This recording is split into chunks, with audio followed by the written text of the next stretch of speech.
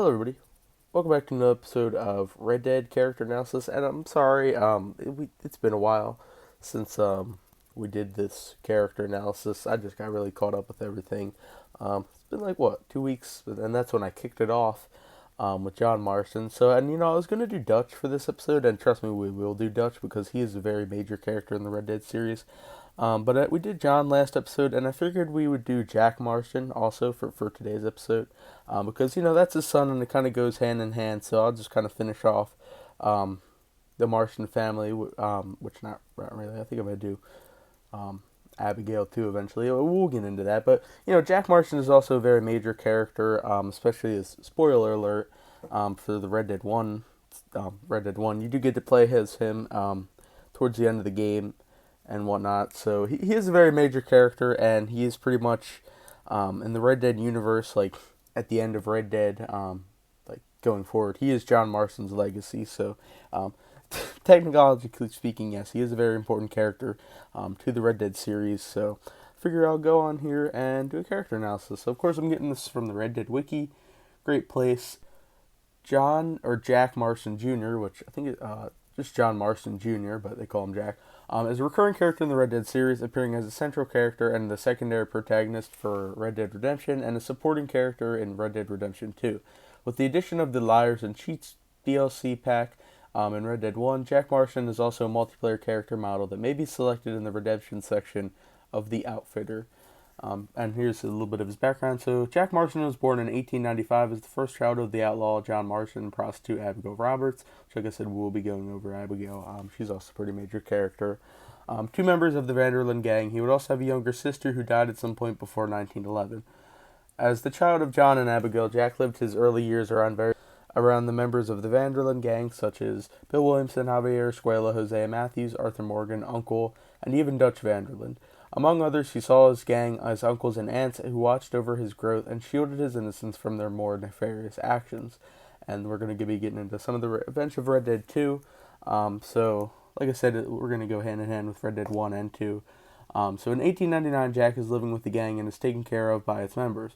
Although he spends most of the time with his mother, Abigail, Jack rarely leaves the camp, with one notable exception being when Arthur takes him fishing, a trip which is soured by the arrival of the Pinkerton agents Millen and Ross. Jack is later kidnapped by the Braithwaite family and given to Angelo Bronte, and is missing from the gang for some time before returning to the gang after they complete a business deal to get him back. Jack reveals that he was treated very well by Bronte, being given a box of toys, regular baths, fed spaghetti, and learned the Italian words for horse and slipper. And later that year, with the gang on the brink of demise, John is shot and injured during a train robbery and left to die by his former brothers in arms.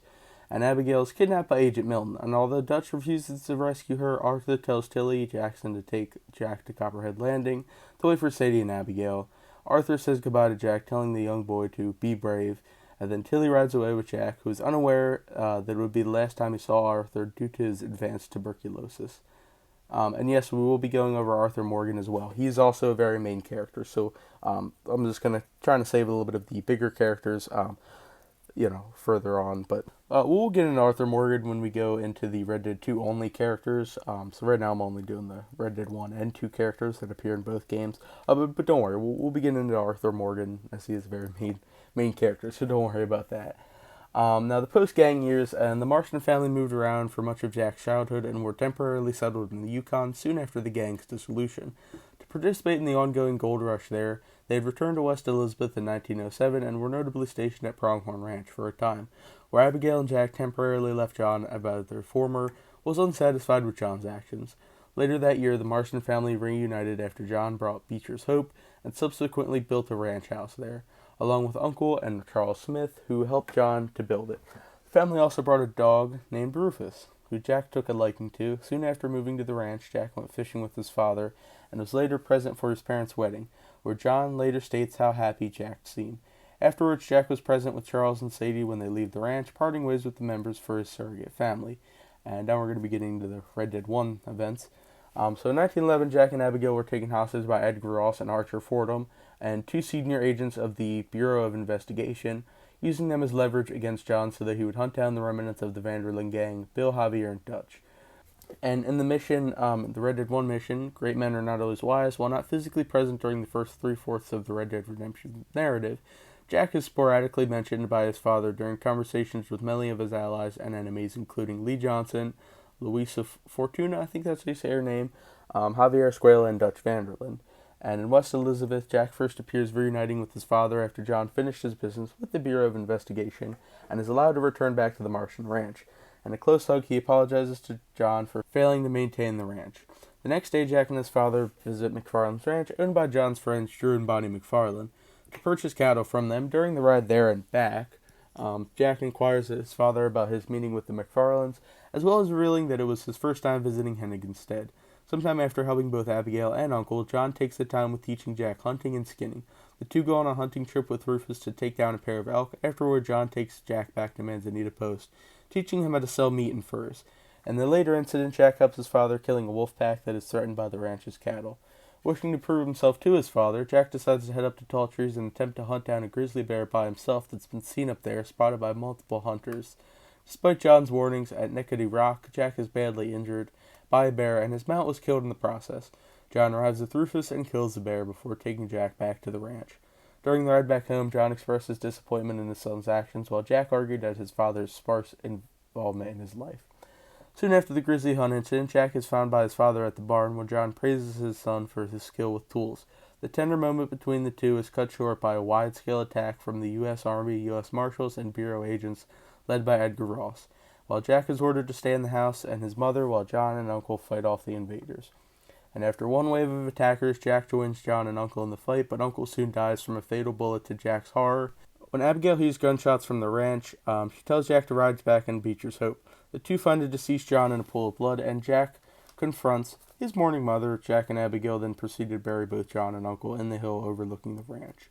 And now here's the kind of the official ending of Red Dead 1, which you don't have to do this mission, but I consider it the ending. So in the epilogue, in 1914, 3 years after John and Uncle's deaths, Abigail dies of unknown causes, and Jack buries her on the hill with his father.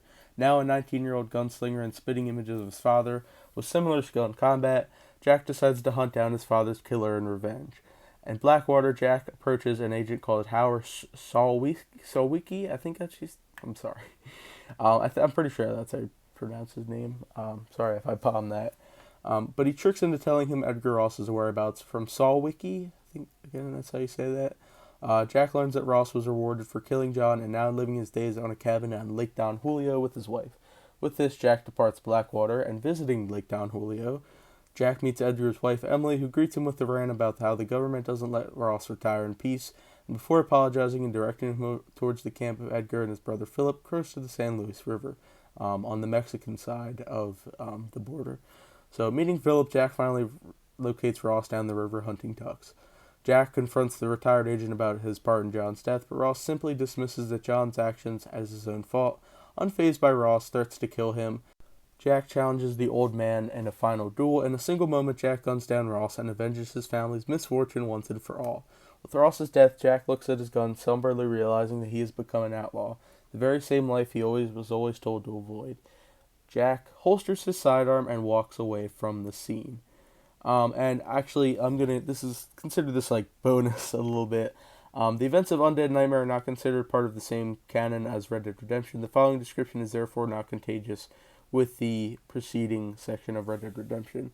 So Jack pretty much appears as a supporting character in Undead Nightmare, and he's first shown sitting with his mother at the Martian residence, reading a book while discussing swearing with Abigail. After John returns, he asks Jack in the book he's been reading an Aztec man who apparently must kill his people who have been infected by a virus and a plague, which happens to foreshadow the events of Undead Nightmare. And later that night, the Martian family are attacked by Undead Uncle, who manages to bite and infect Abigail before being finished off by John. A worried Jack rushes to help his mother, but is quickly infected as well, prompting John to hogtie them after being hogtied. Jack chases Rufus, but fails to catch him. Abigail and Jack are then brought to John and Abigail's bedroom, where John leaves them with some food before leaving to find a cure for both. Jack is not seen again until the final mission, where he and Abigail are find John to be found to return to normal. Abigail's dialogue implies Jack has returned to normal after her. After being untied, Jack and Abigail embrace John. His fate after John's death and return as undead are unknown, and he cannot be found anywhere. So that was pretty much bonus, if you will. Just the events of Jack, pretty much his significance in Undead Nightmare, even though pretty much Undead Nightmare is not canon to the actual Red Dead story. as it, it's pretty much just a DLC. So it doesn't really particularly matter. I just figured I'd throw it in as a bonus because it's included here on the article. But yeah, that's Jack. And like I said, I was gonna do Dutch, and then I thought, Jack he's also a very important character. He did at the end of the day ended up avenging John Marston, and like I said, he is pretty much John Marston's legacy, to live on and to be. So yeah, I think Jack is a very important character. Like I said, trust me, we'll be getting into the bigger characters like Dutch Vanderland and Arthur Morgan. I'm just like I said, I'm doing all the Red Dead characters that appear in Red Dead 1 and 2, and then we'll be just getting into the strictly Red Dead 2 characters. So Red Dead is a big game. I just want to go on record and say Red Dead 1 and Red Dead 2, they're big games. They have a lot of characters. So, I do have a lot of characters I want to do a character analysis on. So we'll be on this character analysis for quite some time now because just the amount of characters that are actually on here and in the game. So personally, I like Jack. In Red Dead 2, he didn't really have too much.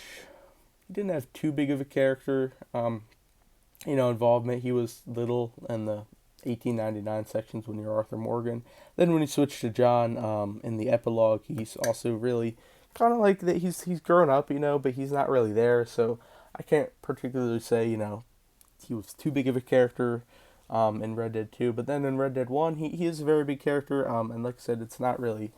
Did mention that he's not really shown until towards the end of Red Dead 1. But then you do get to play as him and whatnot. So he's not, like I said, he's not that big of a. He's a small character, but he's a big character. Just his screen time is down. We don't really see him too much, but he is a very big character, story and plot wise, as he does carry on John Marston's legacy. So that's is very important. I like Jack. He's all right.